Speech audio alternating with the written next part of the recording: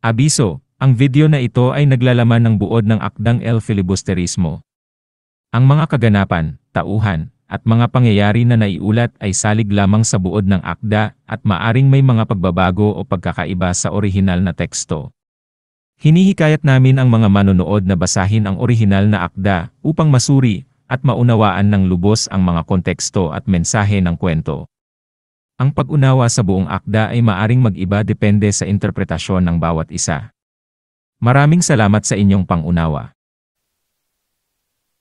Sa Kabanata 38 ng El Filibusterismo ni Jose Rizal, may pamagat na sa kumbento, isinasalaysay ang mga pangyayari sa kumbento ng mga Madre ng Santa Clara.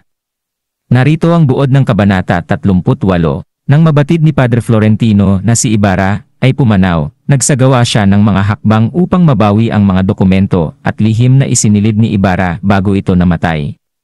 Hinanap niya ang mga lihim ni Ibarra na naglalaman ng mga plano para sa kabutihan ng bayan. Sa kumbento naman, napag-alaman ni Maria Clara na si Crisostomo Ibarra ay patay na. Naglalakbay ang kanyang kaluluwa at nagtuturingan siya bilang isa sa mga Madre ng Santa Clara. Ngunit habang naghihintay siya sa pagkakataong makapiling si Ibarra sa kabilang buhay, nadiskubre niya ang mga sikreto, kasinungalingan sa kanyang buhay. Nang masilayan ni Maria Clara ang mukha ni Padre Damaso, na-realize niyang ito ang ama ng kanyang anak. Nalaman din niyang hindi totoong si Padre Damaso ang nagtulak sa kanya para isuko si Ibarra sa mga kinaukulan noon. Ipinagtapat ni Padre Damaso ang mga kasinungalingan niya kay Maria Clara at inamin na hindi siya ang ama ng kanyang anak. Nagkaroon ng malalim na pag-uusap sina Maria Clara at Padre Damaso tungkol sa kanilang mga pagkukulang sa isa't isa. Habang sila'y nag-uusap, biglang pumasok si Padre Florentino at dala niya ang mga lihim na dokumento ni Ibarra. Ipinagkatiwala niya ang mga ito kay Maria Clara at sinabing siya ay nararapat sa pag-aari nito.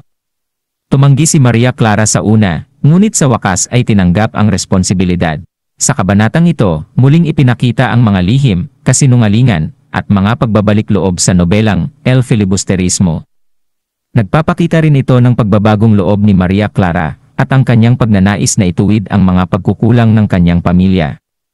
Patuloy na sumasalamin ang nobela sa mga suliranin ng lipunan noong panahon ng Kastila sa Pilipinas.